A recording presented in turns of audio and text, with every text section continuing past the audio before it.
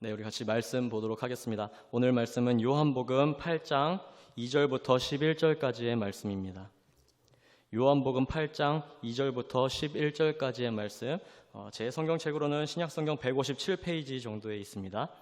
요한복음 8장 2절부터 11절 말씀을 저와 여러분이 한 절씩 교독하도록 하겠습니다. 다 찾으신 줄로 알고 교독하겠습니다.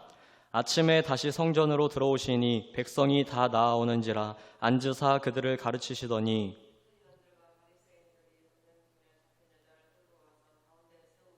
예수께 말하되 선생이여 이 여자가 간음하다가 현장에서 잡혔나이다.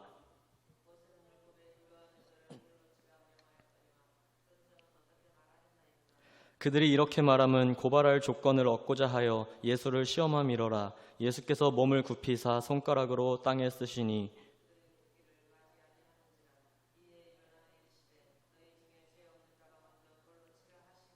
다시 몸을 굽혀 손가락으로 땅에 쓰시니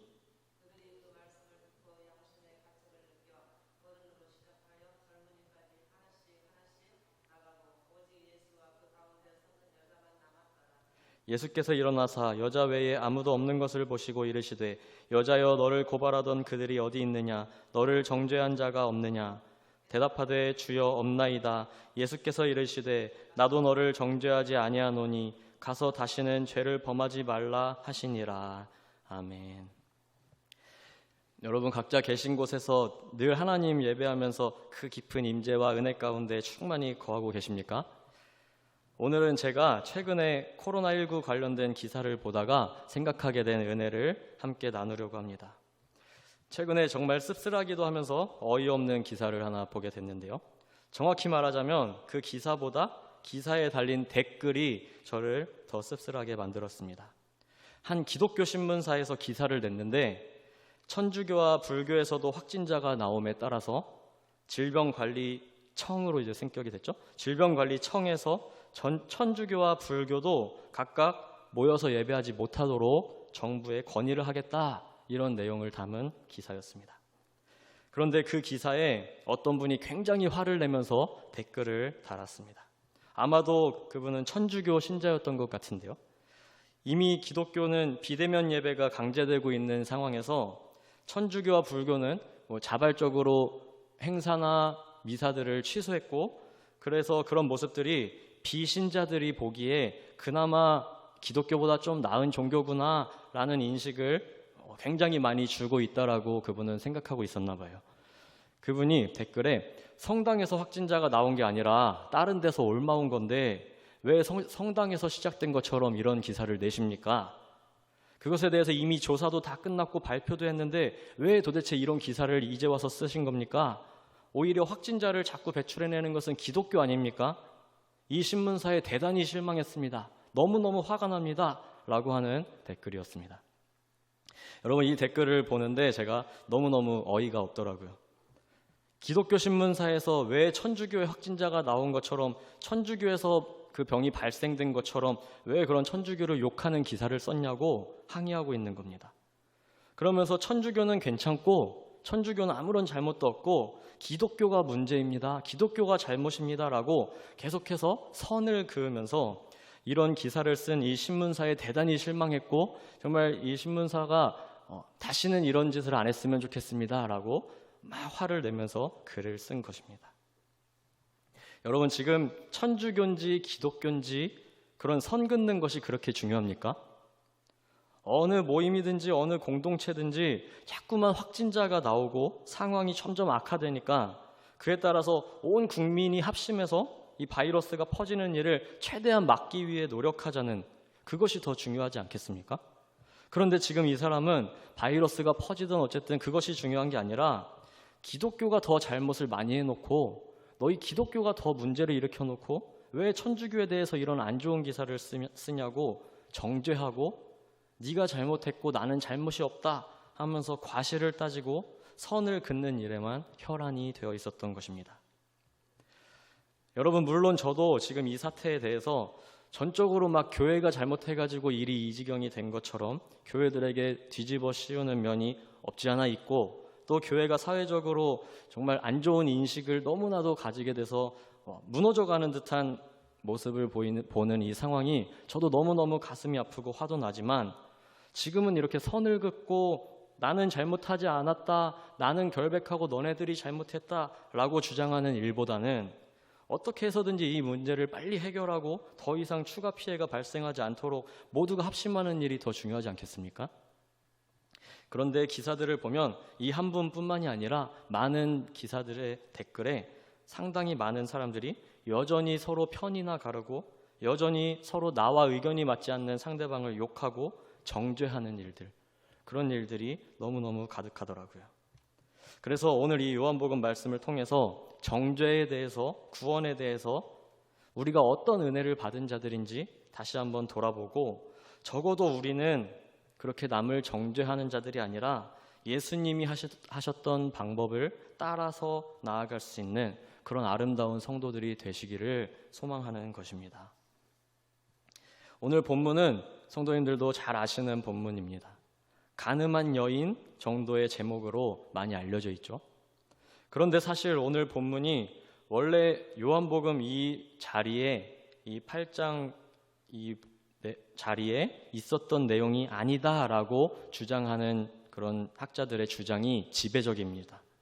나중에 여기다가 이 본문을 끼워 넣었다라는 것인데요, 많은 성경의 사본들에 사실은 이 내용이 들어가 있지 않기 때문입니다.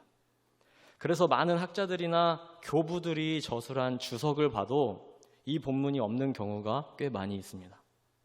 우리 개역개정 이 성경에도 여러분 성경책을 보시면 오늘 본문이 시작하는 7장 53절부터 8장 11절까지 괄호를 쳐두고 각주를 달아둔 것을 볼 수 있죠. 각주를 보니까 어떤 사본에 이 본문이 없음, 여기부터 여기까지 없음이라고 되어 있습니다. 그래서 많은 학자들이 이 본문은 원래 없는 것이다, 불필요한 것이다 라고 말하기도 합니다. 그러나 이 본문이 원래 여기에 있었든 없었든, 혹은 위치가 여기가 아닌데 위치가 잘못됐든 그렇지 않든, 우리는 한 가지 분명하게 믿는 사실이 있죠. 이 기록된 사건 이 자체는 분명히 실제로 있었던 사건이라는 것입니다. 예수님께서 이 사건을 통해서 우리 믿는 자들에게 하시는 말씀이 분명히 있다라는 것이죠. 이제 그것을 한번 생각해 보려고 합니다. 예수님께서 감람산에 가셨다가 누가복음 21장 37절에 보면요, 예수님께서 하루의 사역을 다 마치신 후에 감람산에 가셔서 쉬셨습니다. 제가 읽어드리겠습니다. 예수께서 낮에는 성전에서 가르치시고 밤에는 나가 감람원이라 하는 산에서 쉬시니. 아마 한적한 그 산에 가셔서 기도도 하시고 휴식도 취하시면서 정비하시는 시간을 가지셨나 봅니다. 그리고 다음 날 아침이 되면 다시 성전에 들어오셔서 또 말씀을 가르치신 거죠. 모인 백성들에게 말씀을 가르치시는데 그 말씀의 지혜가 너무너무 깊고 크기 때문에 많은 사람들이 그 말씀을 듣기 위해서 모여들었습니다. 그렇게 말씀을 가르치시는 중에 오늘의 사건이 발생하는 것입니다. 3절과 4절 말씀을 한번 같이 읽어볼까요? 오늘 본문의 3절 4절입니다. 함께 읽겠습니다. 서기관들과 바리새인들이 음행 중에 잡힌 여자를 끌고 와서 가운데에 세우고 예수께 말하되 선생이여 이 여자가 간음하다가 현장에서 잡혔나이다. 여러분, 서기관들과 바리새인들은 예수님을 좋아하고 존중하는 사람들이 아니었습니다. 오히려 예수님을 굉장히 싫어하는 사람들이었죠. 자기들의 인기를 가로채고 자기들을 안 좋게 말하는, 자기들이 사람들로부터 쌓아놓은 자기들의 명예와 인기들을 이 예수라는 자가 갑자기 나타나서 가로채가는 것 같은 그런 느낌을 가졌기 때문에 예수님을 눈에 가시라고 여겼던 사람들입니다. 그런데 그런 자들이 지금 예수님께 여자를 끌고 와서는 선생이여 이 여자가 간음하다가 잡혔습니다. 그러니 선생의 의견을 좀 듣고 싶습니다 라고 말하고 있습니다. 5절에 보니까 모세는 율법에 이러한 여자를 돌로 치라 명하였거니와 선생은 어떻게 말하겠나이까? 라고 묻고 있는 것입니다. 여러분, 이것은 예수님을 존중하고 그의 뜻을 여쭤보고 거기에 순종하기 위함이 아니라 예수님을 시험하고 공경에 빠뜨리기 위한 것이었습니다. 6절 상반절에 정확히 그 말씀이 나와 있죠. 그들이 이렇게 말함은 고발할 조건을 얻고자 하여 예수를 시험함이로라. 음행 중에 잡힌 여자를 끌고 와서는 모세 율법에는 이런 자는 돌로 쳐 죽이라고 되어 있는데 당신은 이 여자에게 어떻게 하시겠습니까? 라고 묻고 있는 겁니다. 여기서 만약에 예수님께서 율법에 그렇게 기록되었으니 이 여자를 당장에 돌로 쳐 죽여라 라고 하신다면 그동안 연약한 자를 돌보시고 사랑을 베푸시고 죄인들을 구원하기 위해 오셨다라고 말씀하셨던 그 예수님의 모든 사역은 다 물거품이 되어버리는 겁니다. 말씀을 듣기 위해서 많은 사람들이 모여 있는데 그 앞에서 본인이 지금까지 해왔던 사역들을 스스로 부정하게 되는 것이죠. 또한 당시 유대인들을 통치하는 최고의 권력 기관인 산헤드린 공의회가 있었는데 로마에서 유대인 지휘자들을 세워서 유대인들을 지휘하고 다스리게끔 권력을 준 겁니다.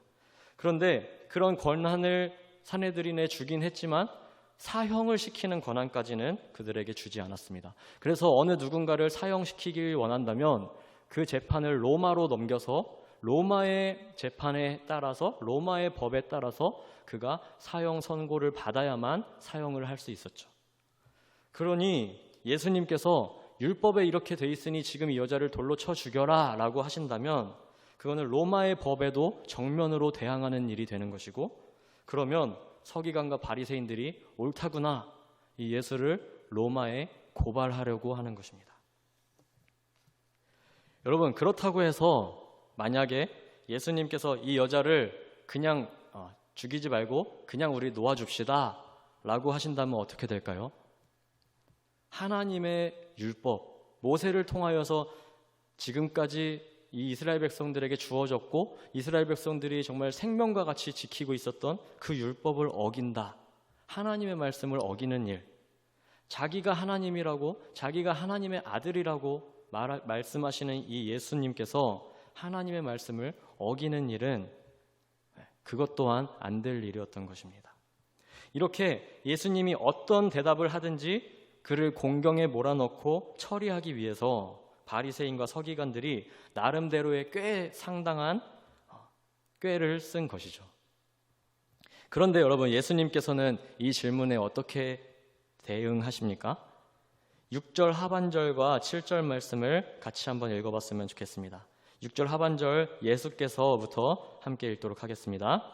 예수께서 몸을 굽히사 손가락으로 땅에 쓰시니 그들이 묻기를 마디 아니하는지라. 이에 일어나 이르시되 너희 중에 죄 없는 자가 먼저 돌로 치라 하시고. 여러분, 우리 인간으로서는 도저히 나올 수 없는, 도저히 상상할 수도 없는 놀라운 지혜가 여기에 나오는 것입니다. 너희 중에서 죄 없는 자가 먼저 돌로 치라. 이 말씀을 들은 주변에 몰려있던 수많은 사람들은 어떻게 됐습니까? 양심의 가책을 느끼고 어른으로 시작하여 젊은이까지 하나씩 하나씩 자리를 떠나가게 됩니다. 그리고 결국에는 예수님과 여자만 남았습니다. 예수님께서 순간적으로 놀라운 지혜와 기지를 발휘하셔서 자기를 곤란에 빠뜨리고 자기를 고발하려고 했던 이 사람들을 보기 좋게 이겨내신 것이죠. 우리 그리스도인들의 입장에서 이 말씀은 굉장히 통쾌하기도 하고 예수님께서 악한 악의를 가지고 있는 자들을 물리쳐내신 그런 가슴이 시원해지는 사건입니다. 그러나 제 생각에는 여기까지의 말씀보다는 이 뒤의 말씀이 훨씬 더 중요하다라고 생각이 됩니다. 바로 예수님과 여자와의 대화의 내용인데요. 우리 10절 하반절부터 11절까지의 말씀도 다 같이 한번 읽어보도록 하겠습니다. 10절 하반절부터 읽겠습니다. 이르시되 여자여 너를 고발하던 그들이 어디 있느냐? 너를 정죄한 자가 없느냐? 대답하되 주여 없나이다. 예수께서 이르시되 나도 너를 정죄하지 아니하노니 가서 다시는 죄를 범하지 말라 하시니라. 아멘. 여러분, 이 본문만큼 하나님의 은혜에 대해서 우리에게 잘 깨닫도록 하는 본문도 없다고 생각합니다. 여러분, 하나님께 회개 기도 해보셨습니까? 질문이 좀 우스웠나요? 나를 어떻게 보고 그런 질문을 하십니까? 하는 생각이 드셨나요? 여러분, 진정한 회개는 지금 이 여자와 같은 것이라고 생각합니다. 오늘 이 본문을 보시면서 혹시 이상한 점이 없었습니까? 음행, 이 여자는 지금 음행 중에 잡혀왔는데요. 음행, 즉 간음이라고 하는 이 죄는 여자 혼자서 할 수 있는 죄가 아닙니다. 반드시 남자와 여자 두 사람이 있어야 하는 것이죠. 그런데 오늘 본문에는 남자는 온데간데 없고 여자만 있습니다. 당시 문화가 여자를 더 낮게 취급했고 여자들의 성에 대해서 더 그런 냉혹했기 때문에 여자만 끌고 왔는지 그런 배경은 정확히 알 수는 없겠지만, 아무튼 지금 이 여자는 끌려와서 생명이 걸려있는 위급한 상황에 처해 있는데 그와 함께 음행을 행했던 남자는 언급조차 되지 않고 있는 것입니다. 여러분, 저라면, 제가 만약에 이 여자와 같은 상황에 빠졌다면 저는 어떻게 해서든지 뭐라도 변명하고 발버둥 쳐서 이 상황을 모면하고 해결하려고 애썼을 것 같습니다. 혼자서 죽을 수 없다고? 왜 그 남자에 대해서 그 남자는 끌고 오지 않았냐고? 그 남자가 저를 꼬셔가지고 이런 일을 했으니 둘 다 벌 받겠다고? 어떻게 해서든지 물귀신 작전을 펼쳐서라도 혼자 죽지 않으려고, 아니면 이 상황을 모면하고 도망치려고 애썼을 것입니다. 그런데 이 여자는 그러지 않았다는 것입니다. 그저 자기가 처한 이 상황에 묵묵했습니다. 여러분, 제가 하나님께 간절히 기도하면서 회개하는데요, 하나님께서 기도의 문을 감사하게도 열어주셔서 정말 회개 기도가 막 뜨거운 눈물과 함께 막 마음 깊은 곳에서부터 막 나오기 시작하는데요, 그 순간에 저에게 드는 느낌이 뭐였냐면요, 제 자신이 너무너무 더럽고 추하다는 거예요. 여러분, 제가 신비주의적인 얘기를 하는 것이 아니라요, 하나님 앞에 저의 죄를 정말 있는 그대로 납작 엎드려서 회개하니까요, 저의 더러움이 깨달아지고 막 그것이 보이기 시작하는데요, 제 온몸이 너무너무 까매요. 도저히 어느 한 군데도 성한 곳을 찾을 수가 없을 만큼 제 온몸이 너무너무 새까매서 하나님 앞에 그저 그냥 눈물 흘릴 수밖에 없더라고요. 그런 저의 까맣고 더러운 모습이 막 눈에 보이니까요, 다른 사람이 어떻고 다른 누가 어떻고 이런 생각이 정말 조금도 들지 않더라고요.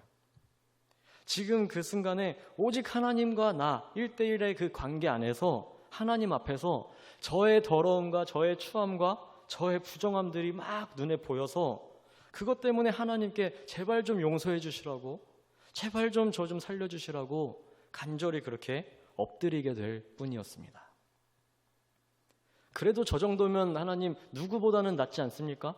그래도 저 정도면 어떤 다른 누구에 비해서는 훨씬 더 제가 잘하고 있지 않습니까? 라는 생각이 정말 조금도 들지 않더라고요. 여러분, 진정한 회개는 바로 이런 것이라고 생각합니다.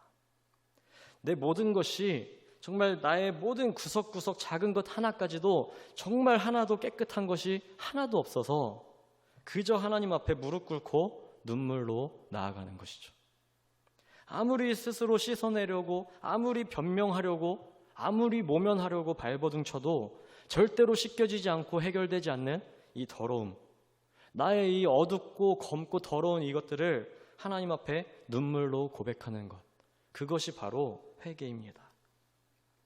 그래서 여러분, 제가 생각하기에는요, 어쩌면 회개할 것 없는 의인이라고, 아니면 나름대로의 의로운 삶을, 말씀에 입각한 삶을 잘 살고 있는 나름의 신앙의 열심을 가지고 하나님과 동행하고 있는 그런 사람들보다도 오히려 죄가 너무 많아서 정말 아무런 자격이 없다고 철저하게 하나님 앞에 무릎 꿇고 눈물로 회개하는 그 사람이 어쩌면 하나님께 더 가까이 있는 사람이 아닌가 하는 생각이 듭니다.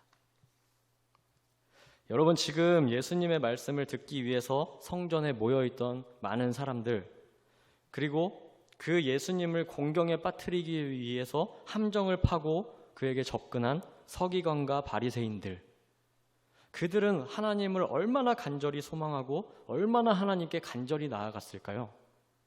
아마도 제가 추측하기로는, 겉보기로는 그들이 이 여자보다 훨씬 더 의로워 보이고 훨씬 더 하나님 앞에 인정받을 모습이 있어 보일지 모르나 오히려 하나님과 이 여자와의 관계가 가장 가까웠을 것 같다라는 생각을 하게 되는 것입니다. 죄인이, 자기의 죄가 명확하게 드러나 있는 이 죄인이 오히려 하나님을 더 간절히 찾는 것이죠. 그렇게 납작 엎드려서 오직 하나님의 은혜만을 기다리면서 잠잠히 있었던 그 여자에게 하나님의 놀라운 사랑이 임하게 되는 것입니다. 나도 너를 정죄하지 아니하노니 가서 다시는 죄를 범하지 말라. 물론 이 여자가 이후에 평생을 살아가면서 다시는 단 한 번의 죄도, 어떠한 죄도 짓지 않았을 거라고는 생각할 수가 없겠지만 최소한 그의 평생을 살아가는 그 모든 삶의 순간순간마다 지금 받은 이 예수님의 사랑이 깊이 그 마음에 각인되어서 그 사랑을 항상 떠올리고 그 은혜에 감사하는, 그래서 기뻐하는 삶을 살지 않았을까요? 여러분, 예수님께서는 이렇게 사람을 정죄하고 그를 심판하기를 기뻐하시는 것이 아니라 오히려 정죄하려는 다른 사람들까지도 자기들 마음에 죄책을 느끼게 하시고 자기 스스로의, 자기 자신의 죄에 더욱 집중하게끔 만드시는 것입니다. 우리가 정말로 예수님을 따르고 예수님을 우리 주님으로 섬기는 사람들이라면 우리는 남들을 정죄하고 나는 깨끗하다, 너는 더럽다, 나는 잘났다, 너가 잘못한 것이다 라고 말하는 것이 아니라 이런 어려운 때일수록 더욱 나 자신을 돌아보고 더욱 내가 하나님 앞에 얼마나 무능하고 부끄러운 존재인지, 내가 얼마나 하나님의 은혜를 필요로 하는 존재인지 나의 더러움에 더욱 집중해야 한다는 것입니다. 우리가 그 무능력을 진짜로 깨닫게 될 때, 나의 그 연약함을 진정으로 깨닫게 될 때 하나님을 더욱 간절히 찾게 되는 것입니다.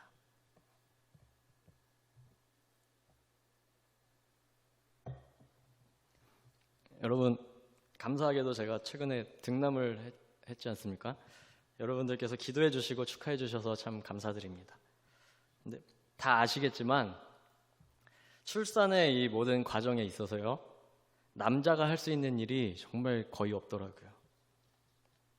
옆에서 뭐 함께하고 힘내라고 말로 도와주고 뭐 조금 주물러 주면서 마사지도 조금 해주고 아파할 때 같이 표정도 막 일그리면서 아파해주고 이런 거를 아무리 해도 남자가 하는 게 별로 없더라고요. 심지어는 저희 같은 경우는 유도분만을 이틀 동안 시도하다가 진전이 없어가지고 결국 제왕절개 수술을 했는데요. 이 제왕절개 수술을 하려고 수술실에 남편이 들어가지도 못하는 겁니다. 그 수술하는 동안은 제가 옆에 같이 있지도 못했습니다. 수술할 시간을 정하고 그 시간이 땡 되니까 아내는 수술실로 들어가고 저는 밖에 쫓겨나서, 남편분은 밖에 나가 계세요 해가지고 밖에 쫓겨나서 문을 딱 잠그시더라고요. 문이 잠겨 있고 창도 뭐가 붙어 있어가지고 안을 절대로 볼 수도 없고 뭐 문이 열리지도 않습니다. 안의 상황이 어떻게 되고 있는지 아무것도 알 수가 없습니다. 그런데 그 전에 인터넷으로 제왕절개에 대해서 막 검색을 많이 해봤죠. 그랬더니 보통 이 수술을 시작하면 한 10분 정도 만에 아이가 나온다고 하는 글을 봤었어요. 그래서 한 10분 정도면 금방 나오는구나, 10분 정도 기다리면 되겠구나 하면서 밖에서 기다리는데 어느새 10분이 지나고 15분이 돼가는데도 아무런 소식이 없는 거예요. 아니 10분이면 된다고 했었는데 왜 이렇게 오래 걸리지? 혹시 무슨 일이 생긴 건 아닌가? 어떤 문제가 생긴 것은 아닌가? 하는 염려와 걱정들이 막 들어오기 시작합니다. 여러분, 꼭 출산이 아니더라도 모두 비슷한 경험들 다 있으시지 않습니까? 정말 마음이 엄청 무거워지면서 온갖 생각이 다 들게 되는 거죠. 그런데도 그 순간에 제가 할 수 있는 것은 아무것도 없습니다. 그래서 그럴 때 우리는 무엇을 합니까? 하나님께 간절히 기도하는 것이죠. 저는 아무것도 할 수 없지만, 지금 이 문이 잠겨 있어서 이 문 안으로 들어가는 것조차도 저는 할 수 없지만 하나님께서는 전능하시니, 하나님께서는 완전하시니, 하나님께서 지금 저 수술실에 친히 역사하셔서 모든 일이 잘 진행되게 해주세요. 혹시라도 어떤 문제가 발생됐다면 하나님께서 그 문제를 해결해 주세요 라고 기도할 수밖에 없는 겁니다. 여러분, 너무너무 감사하게도 그렇게 하나님을 찾고 기도하는 우리의 그 연약한 기도를 하나님께서는 외면하지 않으십니다. 그 기도를 하나님께서 들으시고 응답해 주십니다. 20분째가 되니까 드디어 응애 소리가 들리더라고요. 여러분, 하나님께서는 우리가 얼마나 연약하고 부족한 존재인지 너무너무 잘 아십니다. 그래서 우리가 어떤 일을 이루어내고 우리의 능력을 발휘해서 어떤 일을 성취해내야지만 그에 대한 상으로, 그에 대한 보상으로 우리에게 은혜를 주시는 것이 아니라 우리의 부족함과 연약함을 그대로 하나님 앞에 가지고 나아가서 하나님의 은혜를 구하면서 전적으로 납작 엎드려서 하나님의 은혜를 구하며 기도하면 하나님께서는 그런 우리의 기도와 간구를 들으시고 그런 우리의 연약함을 보시고 우리를 정죄하는 것이 아니라 우리를 살게 하는, 생명을 얻게 하는 놀라운 은혜와 사랑을 베풀어 주신다는 것입니다. 그렇게 구원을 받게 된 자들이 바로 저와 여러분들이지 않습니까?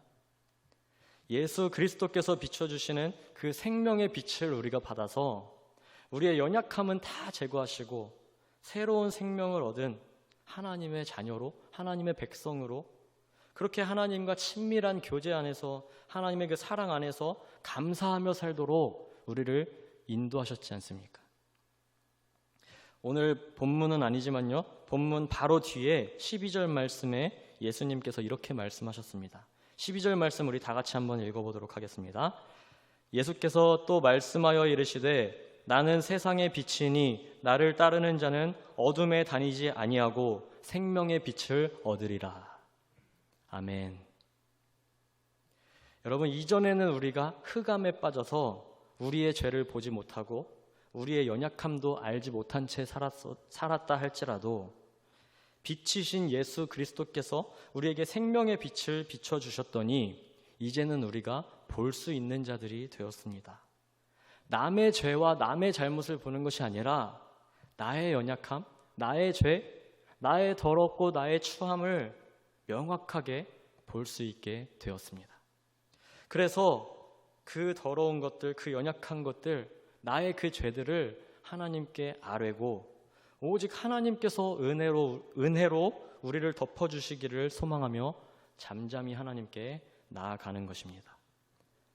그렇게 우리가 하나님께 나아가면 우리를 외면하지 않으시고 크신 은혜와 사랑으로 우리를 덮어주시며 나는 너희를 살리는 하나님이다, 나는 너희를 사랑하는 하나님이다 라고 우리에게 말씀해 주시는 것이죠. 여러분, 말씀을 마무리하겠습니다. 우리 믿는 자들은 세상과 달라야 합니다. 예수 그리스도를 아는 그 빛이 우리에게 비추어졌기 때문에 우리는 더 이상 맹인이 아니라 칠흑 같은 어둠에 빠져서 허우적거리며 사는 자들이 아니라 밝은 빛을 통해서 우리의 연약함과 또 하나님의 위대하심을 잘 아는 자들이 되었기 때문에 우리의 삶의 초점은 더 이상 남들을 정죄하고 선을 긋고 저들을 욕하는 것이 아니라 나를 그렇게 은혜 가운데 살게 하신 하나님의 그 놀라운 은혜를 찬양하며 그 은혜 안에서 기뻐하며 하나님께 감사의 고백으로 나아가는 그것입니다. 그 삶이 바로 우리 믿는 자들의 삶이죠. 나 같은 죄인을 살게 하신 주님의 그 크신 은혜에 감사하면서 그 빛을, 나를 살게 하신 그 빛을 우리도 세상에 반사시켜 비출 수 있는 귀한 하나님의 백성으로, 하나님의 자녀로 살기를 소망하며 세상에 담대히 나아가는 우리 모두가 될 수 있기를.